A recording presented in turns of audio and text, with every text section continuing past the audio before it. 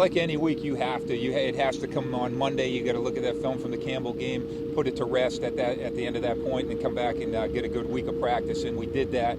I thought though we did come out a little sluggish on Tuesday, but on Wednesday and Thursday this week we had great practices, and I was really excited about the way that we responded on Wednesday and Thursday. It's always great to win at home. I think that really is propelling us to work hard this week and get a second win against a undefeated team in the conference. You enjoy it for the weekend, and then Monday we get back, watch the film on the past game. Once that's over, we forget about it and worry about Jacksonville.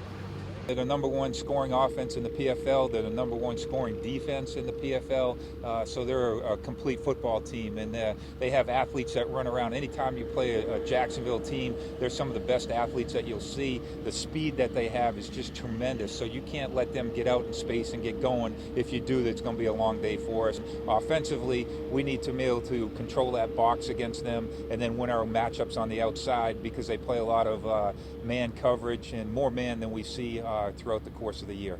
Definitely, vertical threats. They're definitely looking for the big play, right away. So, we just gotta stay back, stay smart, definitely read our keys, and, just play a very good defense.